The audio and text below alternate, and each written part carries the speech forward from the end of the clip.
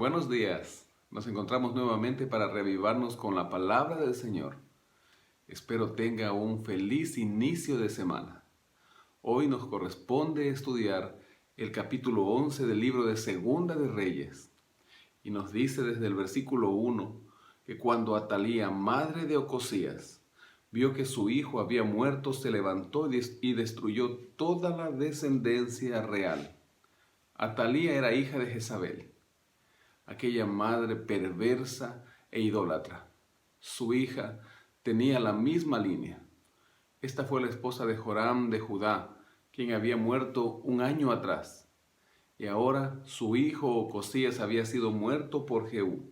La orden del Señor era que Jehú debía exterminar, eliminar a toda la familia de Acab.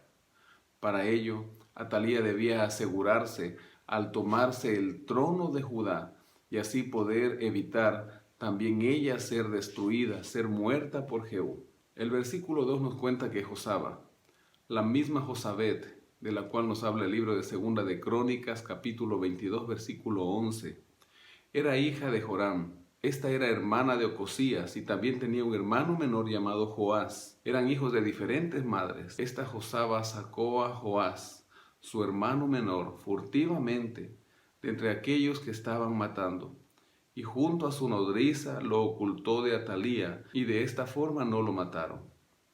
6 años estuvo escondido con ella en la casa del Señor, mientras Atalía reinaba sobre el país.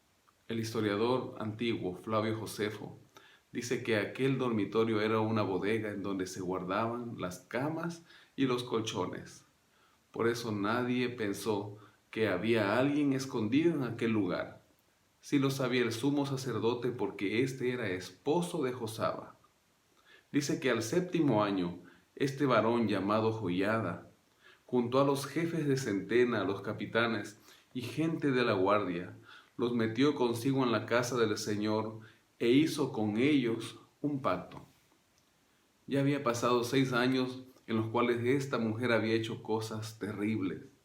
Había traído el culto de Baal desde Israel ahora acá a Judá.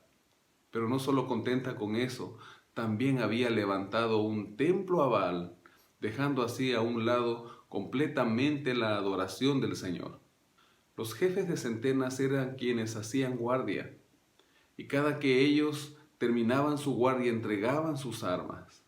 Pero nos dice que en el versículo 7 que el sacerdote Joiada pacta con ellos y les dice que las 2 secciones de vosotros que salen de guardia el sábado tendréis la guardia de la casa del Señor junto al rey. Estaréis alrededor del rey por todos lados, cada uno con sus armas en la mano, y cualquiera que penetre en las filas morirá. Acompañaréis al rey cuando salga y cuando entre. Los jefes de centena hicieron todo como el sacerdote Joiada les había mandado. Cada uno tomó a los suyos, esto es, a los que estaban el sábado y a los que salían el sábado, y vinieron junto al sacerdote Joiada. El sacerdote dio a los jefes de centena las lanzas y los escudos que habían pertenecido al rey David y estaban en la casa del Señor. Aquellas armas que durante mucho tiempo habían sido guardadas, ahora sirvieron para armar a todos aquellos guardianes, jefes de centena. Nadie debía estar desarmado, porque había de proteger al rey. Aquel niño que había quedado de 1 año, ahora tenía ya 7 años, y la idea del sacerdote Joiada era ungirlo como rey.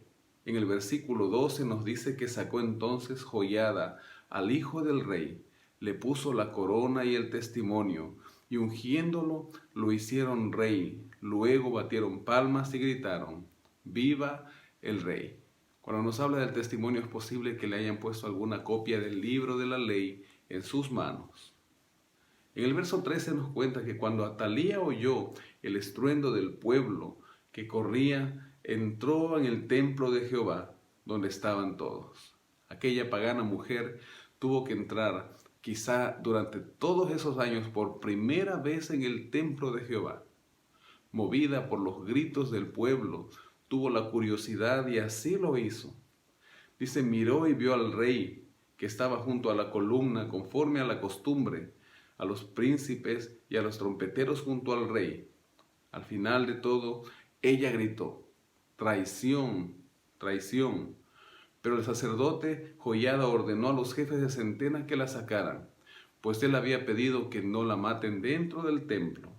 Así, conforme a su orden, le abrieron camino, dice el versículo 16.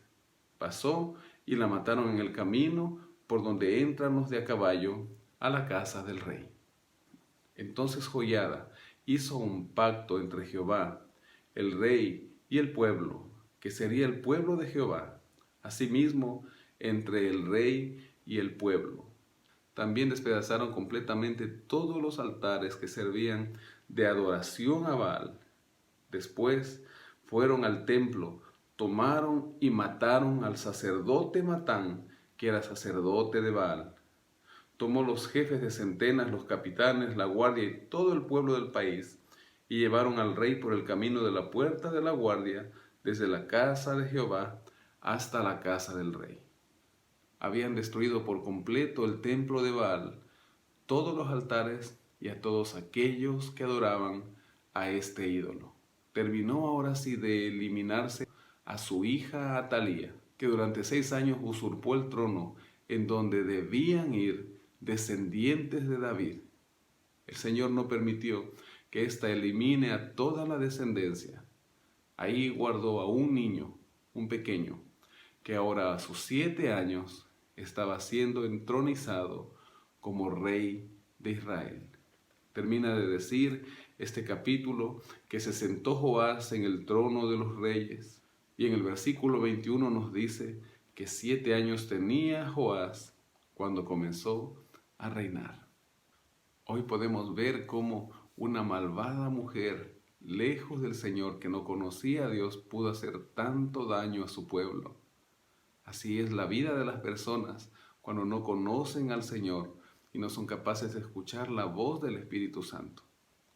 Pero también vimos cómo el Señor siempre guarda un remanente en su pueblo. En este caso, guardó a un niño que junto a su hermana y a una nodriza estuvo con vida y escondido durante 6 años. El Señor tiene paciencia, pero un día hace justicia por su pueblo, y así lo hará en aquel día final cuando Cristo vuelva en las nubes de los cielos y redima a todos aquellos que han creído en su nombre. También usted y yo podremos estar. Que el Señor lo bendiga, confíe en Él y que esta semana sea llena de dicha y prosperidad. Que Dios te bendiga.